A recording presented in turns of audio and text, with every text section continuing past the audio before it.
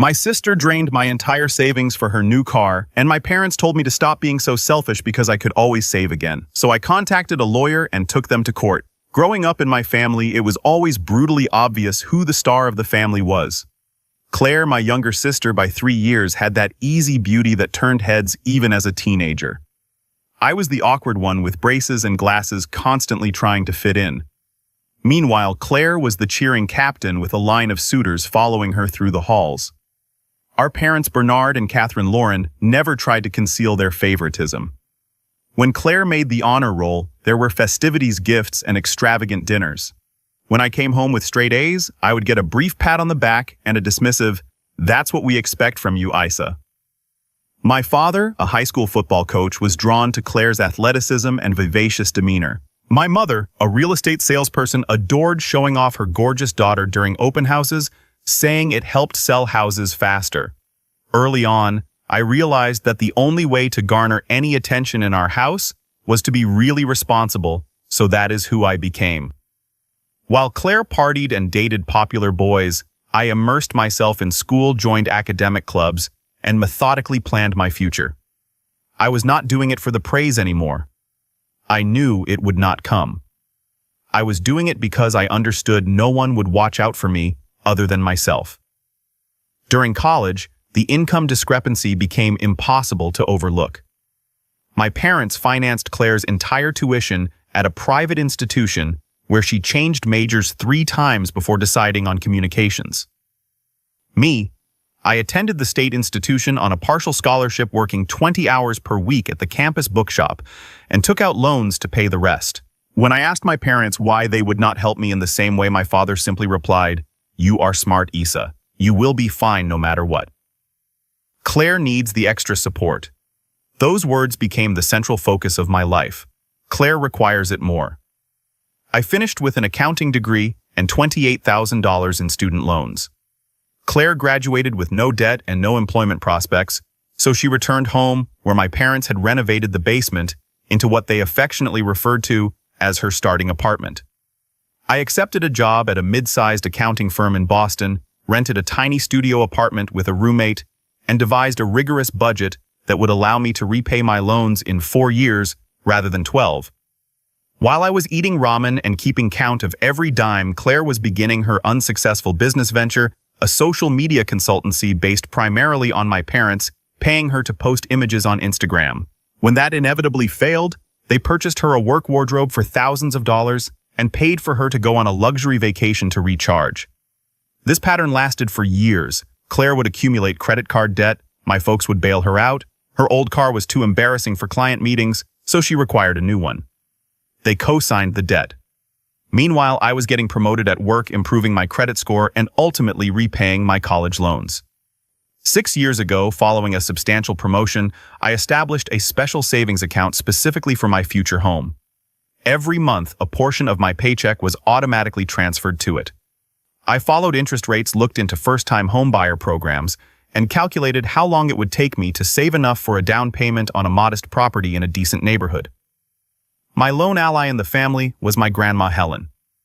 Unlike my parents, she understood and valued my responsibilities. "Your sister may get all the attention now," she told me when we were having tea on Sunday, "but you are building something that will last." Financial independence is the greatest gift you can give yourself. She grew up during the Depression and knew the need of self-reliance. Her words became my mantra whenever I felt the want to spend money on something frivolous. Last year, things appeared to be better in my household. Claire had been working at a marketing firm for nearly a year, her longest period of employment ever. My parents even began to recognize my professional achievements, giving a small dinner when I was promoted to senior financial consultant. For the first time in years, I felt as if we were becoming a regular family with all members appreciated equally. That newfound ease, that fragile sense of routine, caused me to lower my guard. I began revealing more about my life, including my joy at finally attaining my savings goal for a house. During a family meal 3 months ago, I mentioned that I was close to saving enough for a down payment and had begun looking at properties.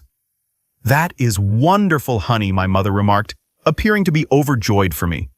My father raised his glass in salute, and Claire even requested to see some of the places I was contemplating.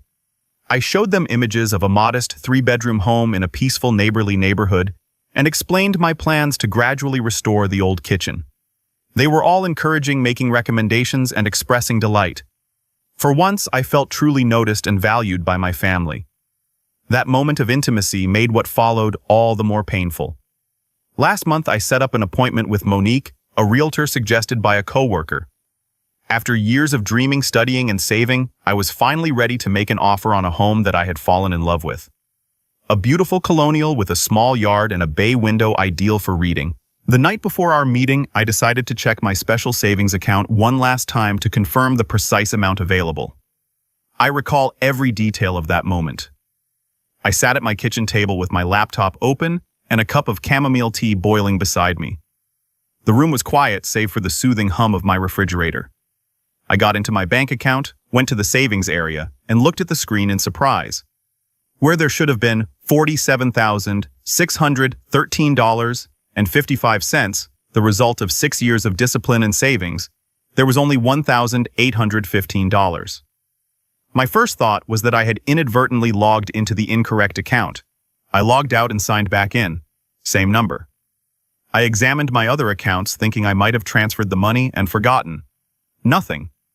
My pulse began to race and my hands shook as I dialed the bank's customer support number. "I need to report unauthorized activity on my account," I informed the person, my voice shaking.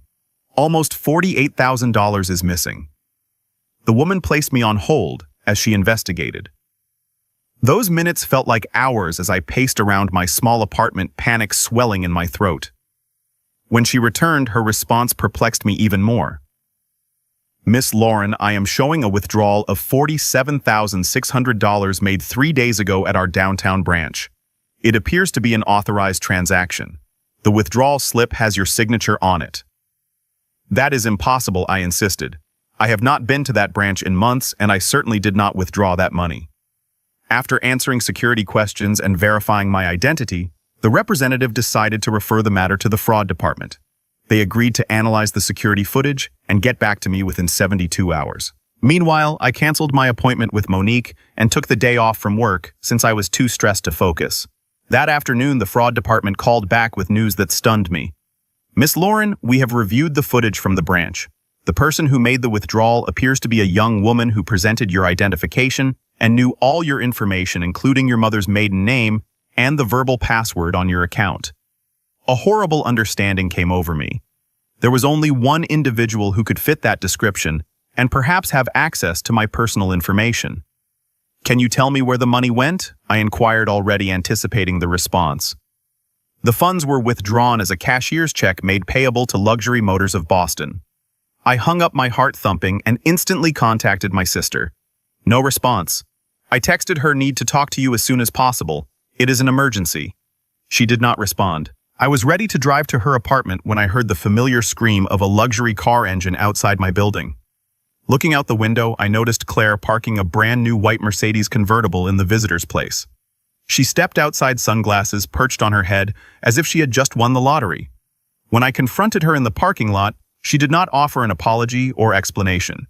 Instead, she grinned widely and remarked, "Is not she gorgeous? I got such a good deal." "Claire," I asked, attempting to keep my voice steady, "did you take money from my savings account?" She shrugged and ran her fingers along the slick hood of the automobile. "I needed it for the down payment. They would not approve me for the full loan amount." "That was my house fund," I shouted, my voice rising despite my efforts to remain composed. 6 years of saving. How could you do this?"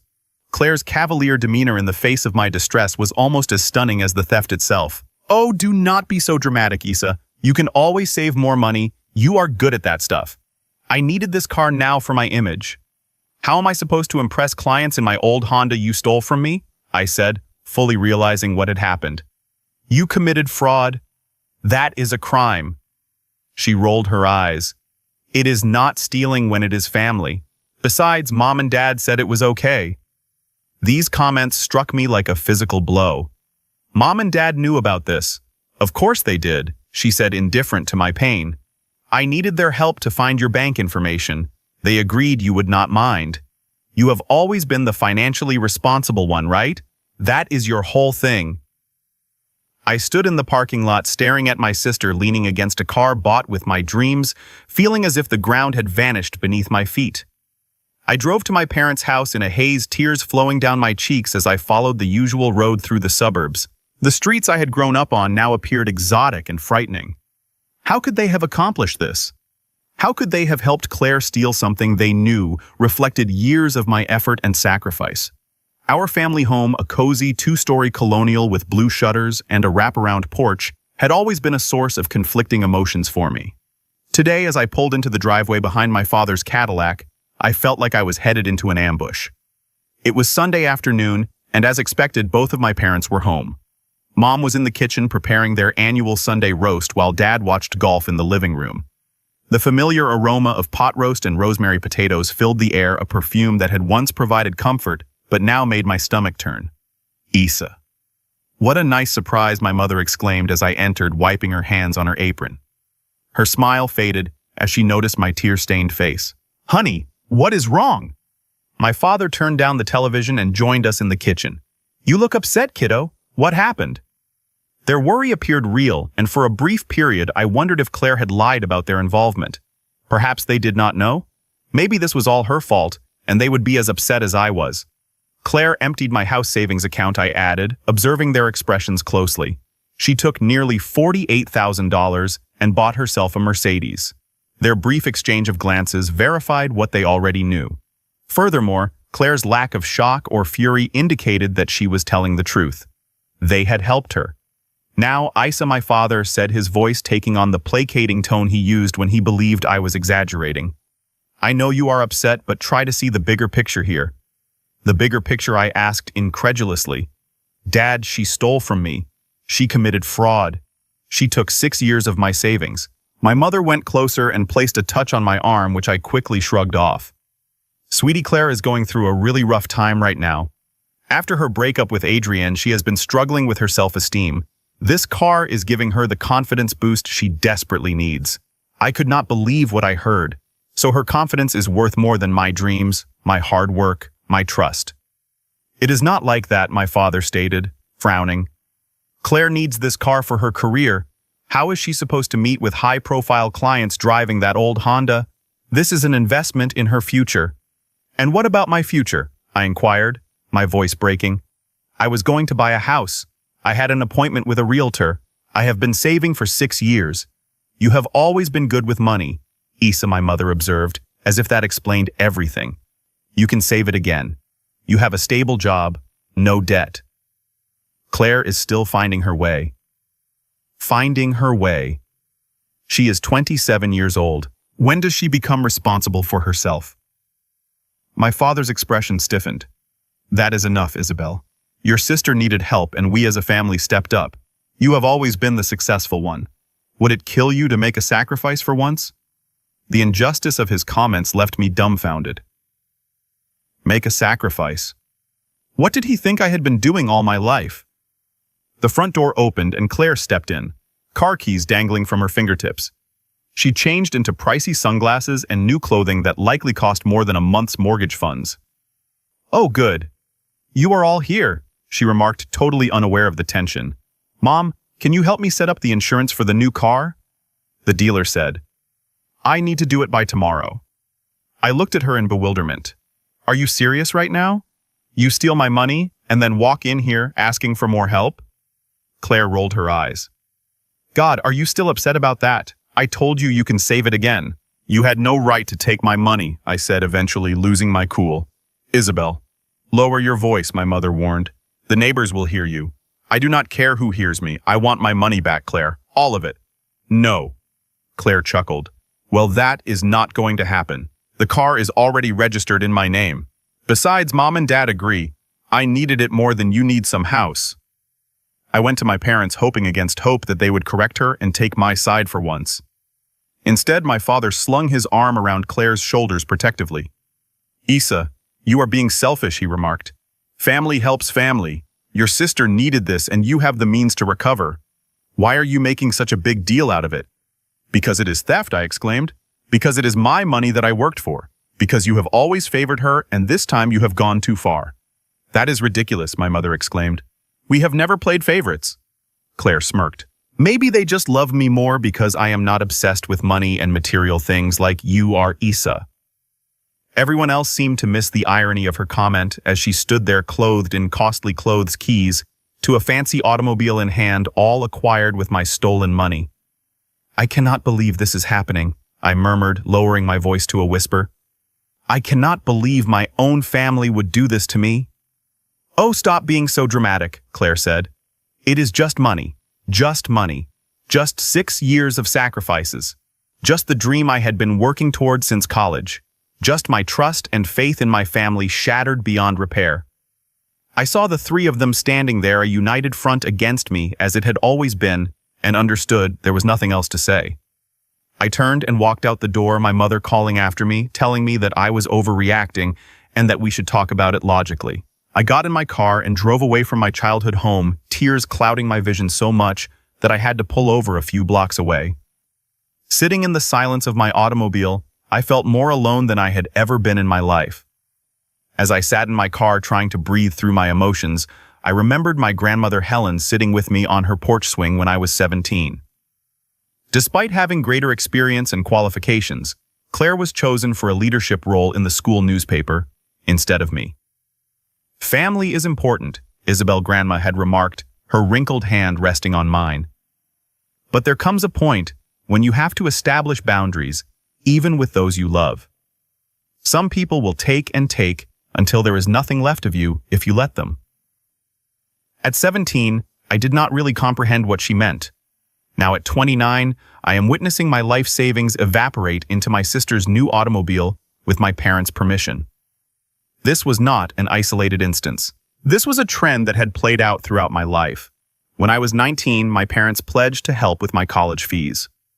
3 months before my semester, they apologized and said that they had used the money to pay for Claire's European backpacking vacation so she could discover herself before college. I took out extra debt.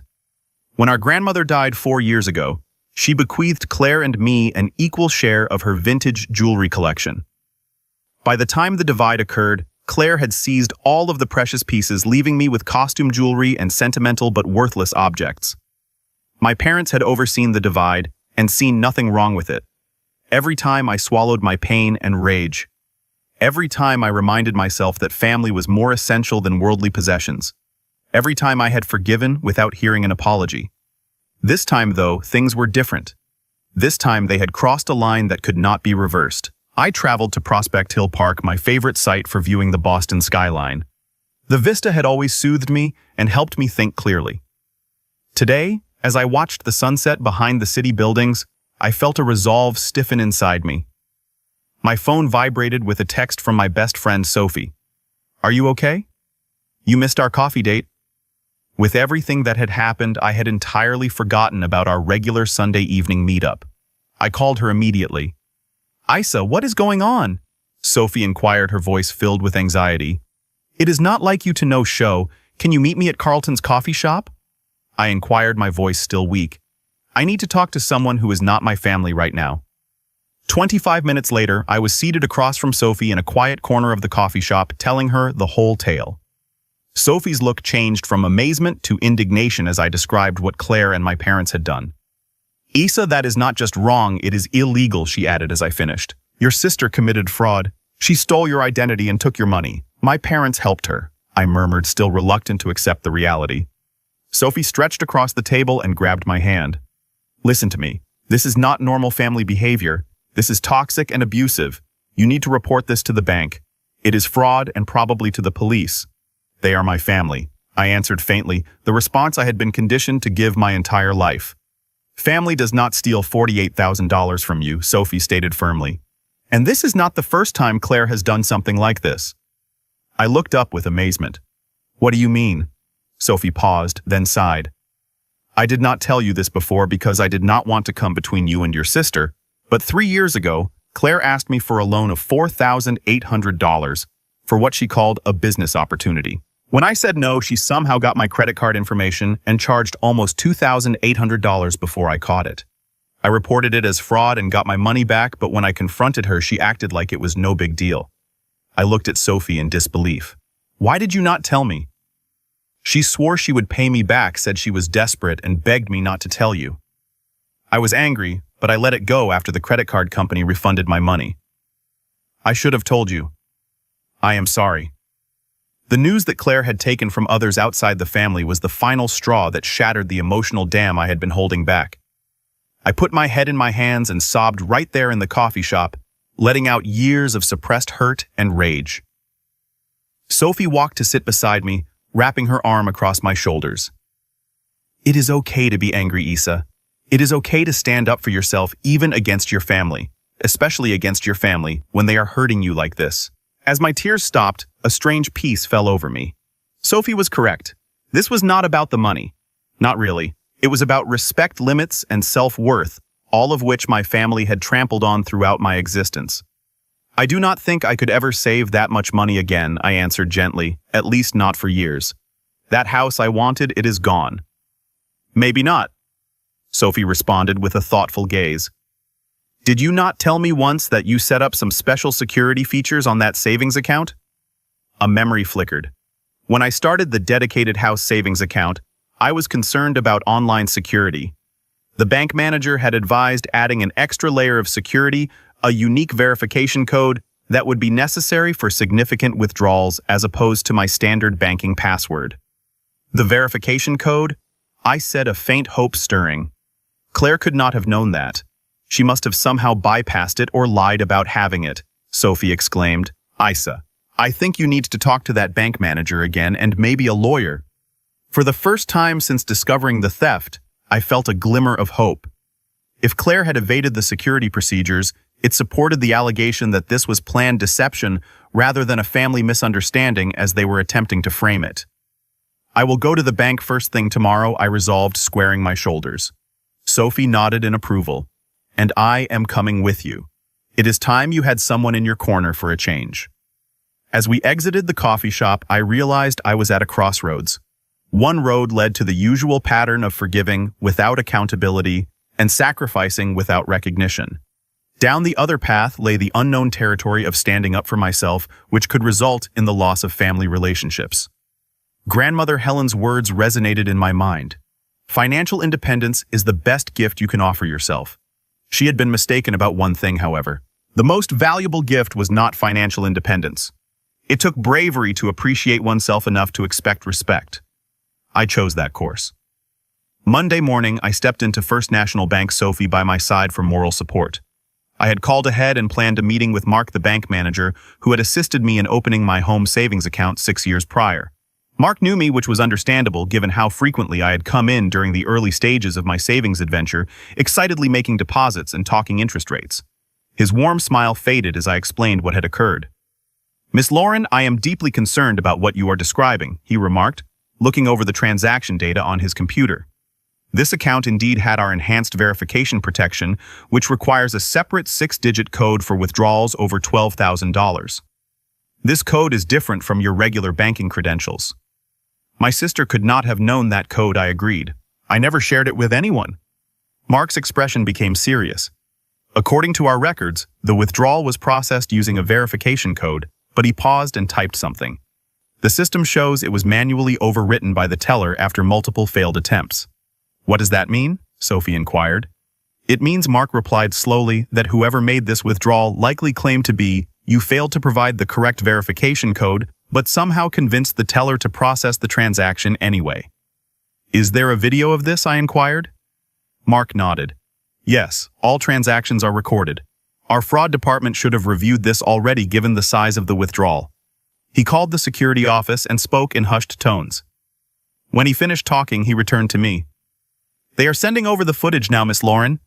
Given what you have told me, I strongly recommend you speak with our legal department. This appears to be a clear case of identity theft and fraud.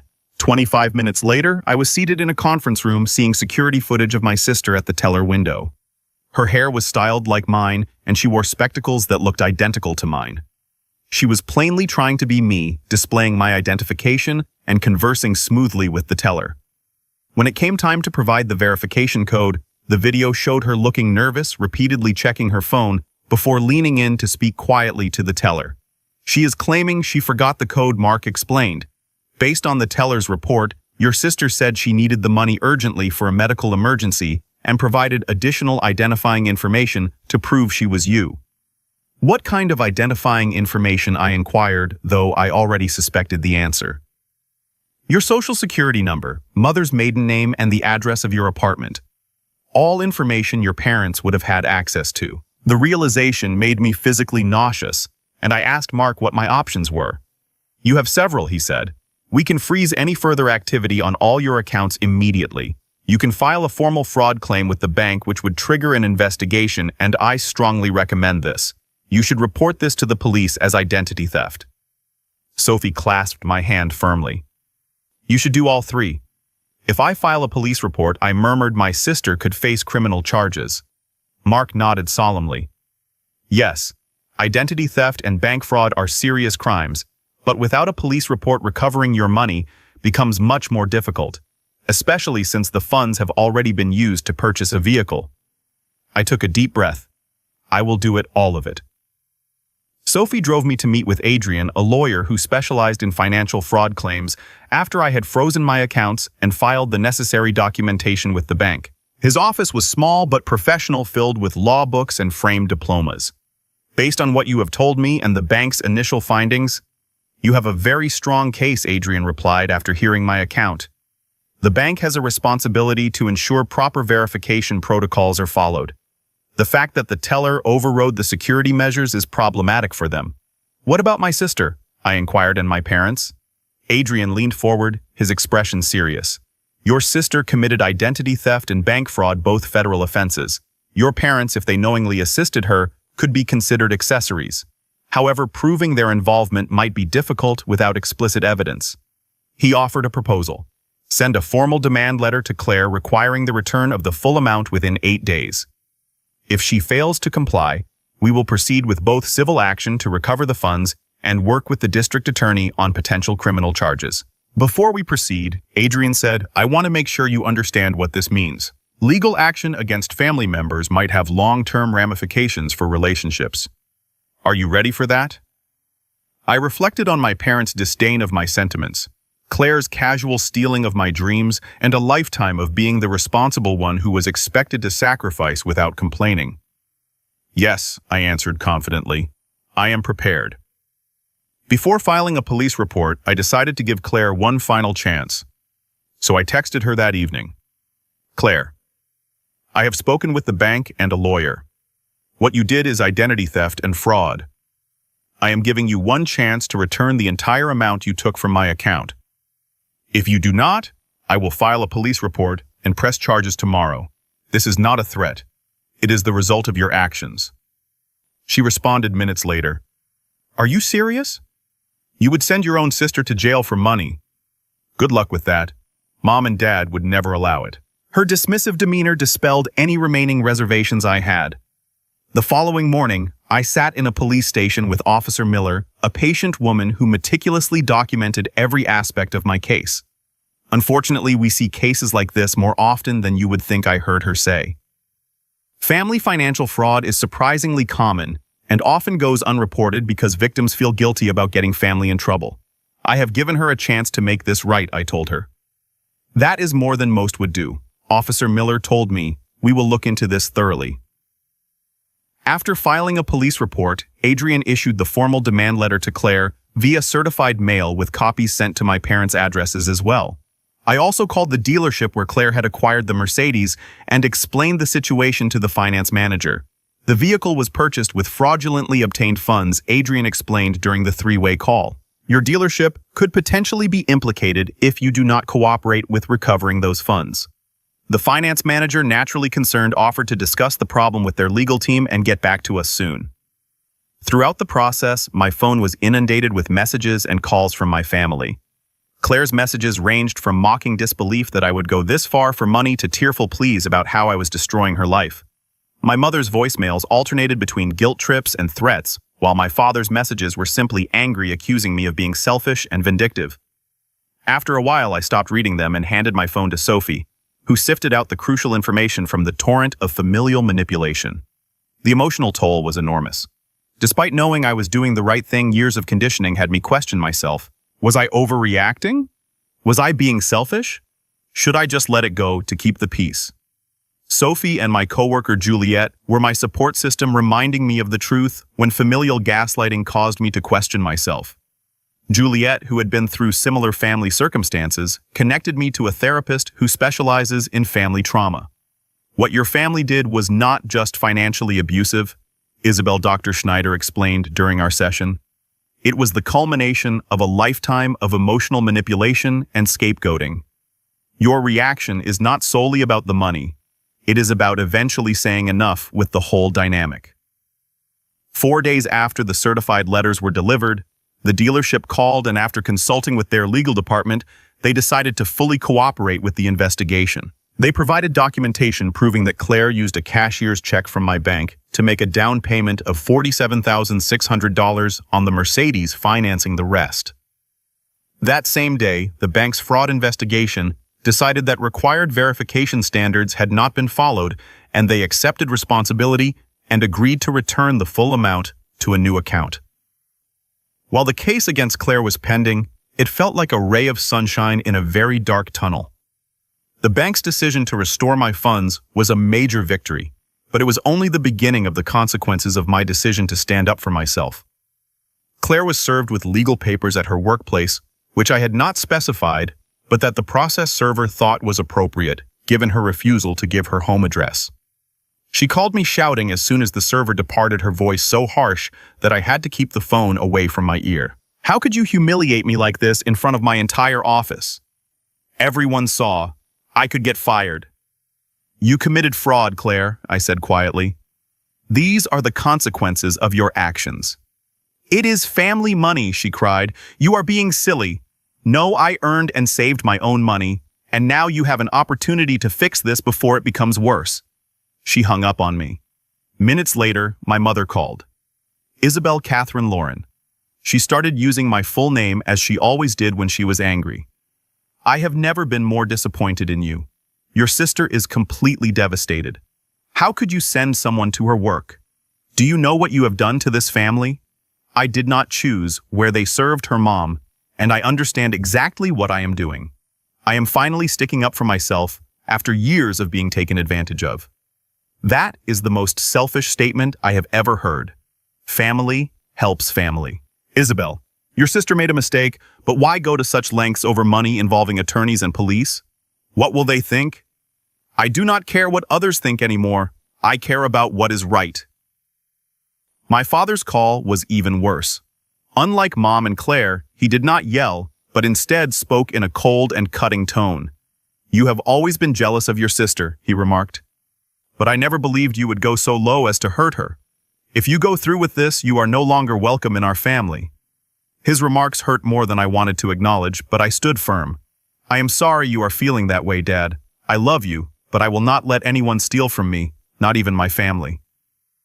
My Aunt Marianne, my mother's sister, called to lecture me on forgiveness and family devotion, while my Uncle Henrik, my father's brother, astonished me with his support.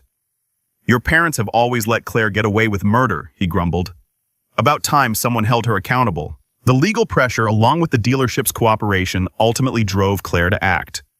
3 weeks after I filed the police report, she was required to return to the dealership to sign paperwork to return the car, which had to be supervised by a police officer due to the fraud investigation. I was not required to be there, but Adrian suggested that my presence might help ensure everything went as planned. So I waited silently in the dealership's office, while Claire, who looked nothing like the confident woman who had flaunted her new automobile in my face, solemnly signed the forms. She looked up at me, once her eyes red with tears. Are you happy now? She inquired. You have damaged everything. This was your choice, Claire, I said quietly. You could have asked for a loan. You could have been honest. Instead, you stole from me. It was not theft, she said, her voice shaking. It was just a misunderstanding. I was going to repay you eventually. With what money? I inquired. You have never held a job for more than a year. You have never saved more than $1,200 at once. How are you going to repay $48,000? She had no response to that. As Claire left with our parents who had come to pick her up, my mother could not resist one more dig.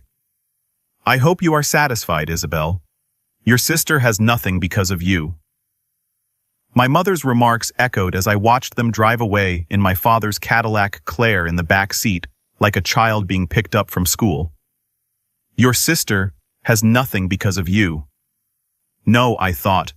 Claire has nothing because of her own decisions, and she still has more than most parents who would drop everything to save her, defend her, even when she was clearly wrong, provide her with a place to live, and financially support her without hesitation.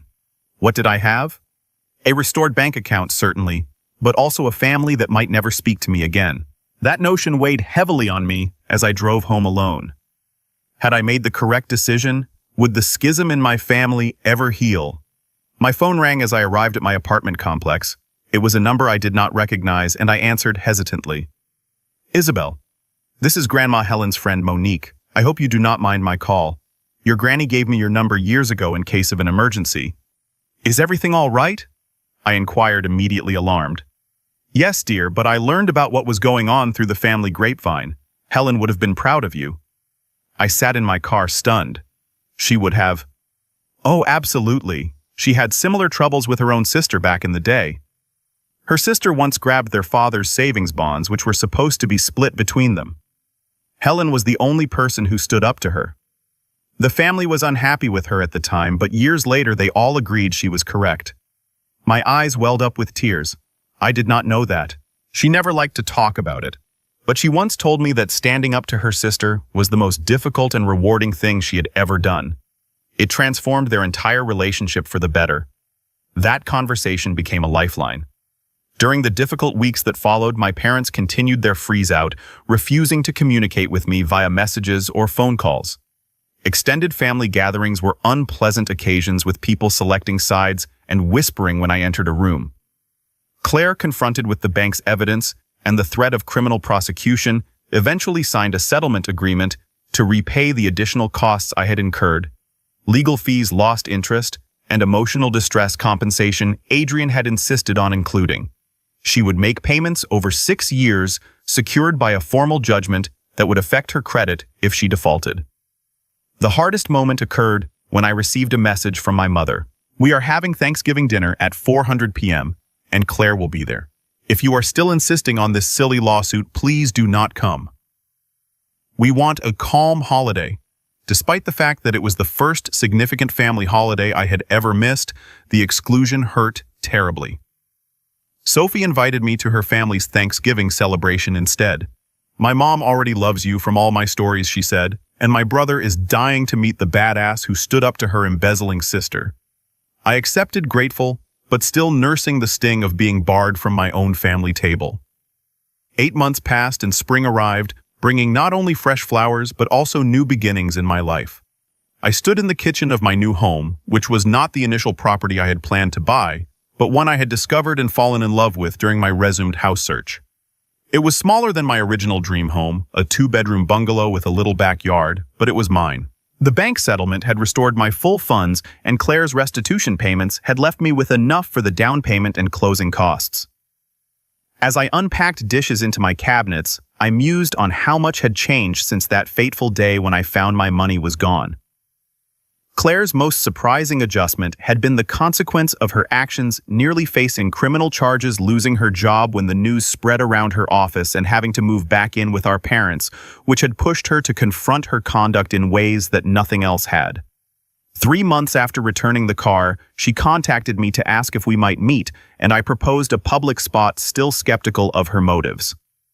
We sat in a coffee shop, an awkward stillness between us until she eventually spoke. I have been taking these money management seminars. She continued, peering into her coffee. It is part of the settlement agreement, but they really help. I had no idea how flawed my financial thinking was. I remained silent, waiting for her to continue. The counselor says I have been using spending as a way to feel better about myself, and that I have been enabled by mom and dad my whole life. She looked up at me, possibly for the first time, and admitted that she had been unfair to me. It was not exactly an apology, but it was the most self-awareness I had ever heard from her. I am working in a call center now, she explained. It is not glamorous, but it is consistent. I have a roommate, and I am sticking to a budget for the first time ever. By our second meeting, she had finally made a real apology. I am sorry, Issa. What I did was incorrect, really wrong. I cannot change the past, but I am striving to improve. Our relationship was far from repaired, but it was a beginning. My parents had taken longer to come around, maintaining a united front of disappointment and resentment until Monique intervened. She asked them to lunch without informing them that I would be there and mediated a difficult but essential discussion. You have always had two different standards for your girls, she frankly reminded them. Helen noticed it. I saw it. Everyone witnessed it. Isabel spent her entire life being punished for being sensible, whilst Claire was rewarded for being careless. My mother began to argue, but Monique stopped her. Catherine, remember how Bernard's father gave each of you money to start your lives. How would you have felt if Bernard's sister had seized your portion and his parents had told you to earn it back? That question struck a nerve with my mother, who for the first time truly considered how their behavior appeared to me. My mother sent me a houseplant with a card that simply said congratulations, and we reached a tentative truce by the time I closed on my house. We started with short, awkward phone calls that gradually became more comfortable. Love, Mom and Dad.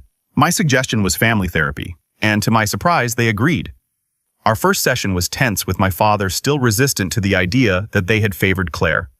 By the end of the session, the skilled therapist helped us all see patterns we had not fully acknowledged before. Families often unconsciously assign roles to children, Dr. Weber explained. Isabel became the responsible one, making it easy to take her for granted. Claire became the one who required assistance, which made it simple to justify her behavior. These findings did not immediately erase decades of pain, but they did provide us with language to discuss what had happened and why. On a lovely Saturday in May, while I was arranging my new kitchen, the doorbell rang. When I opened it, I found my parents standing awkwardly on my front porch, my mother holding a casserole dish. We brought lunch, she added tentatively, if that is okay. I paused slightly before stepping aside to let them in. I was just unpacking the kitchen. It is a mess. We can help, my father said, gruff but sincere. As we worked together unpacking boxes, our conversation was guarded but not frigid. They complimented. The house inquired about my new neighborhood and even acknowledged Claire's minor advancement at work. She is still going to those financial classes, my mom told me. She says they are changing how she thinks about everything. That is good, I said, meaning it. After lunch, as we sat on folding chairs in my half-finished living room, my father cleared his throat. Isa, I apologize.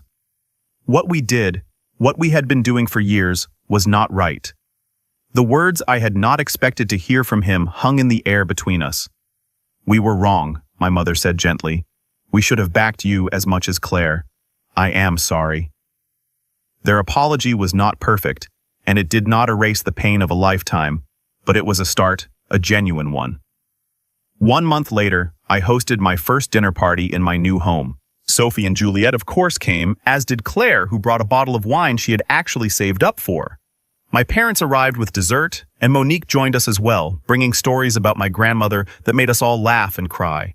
As I looked around my table at this patchwork of relationships, some old, some new, some healing, some transformed, I realized that I had gained something far more valuable than the money I had recovered: self-esteem and boundaries that for the first time my family was learning to respect. Standing up for myself as Grandmother Helen had done before me had been both the most difficult and the most rewarding thing I had ever done.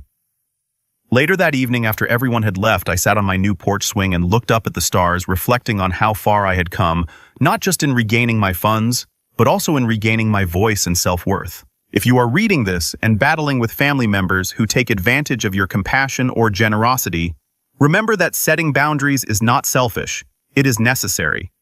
Sometimes the most difficult people to stand up to are those we care about the most, but strong relationships demand reciprocal respect.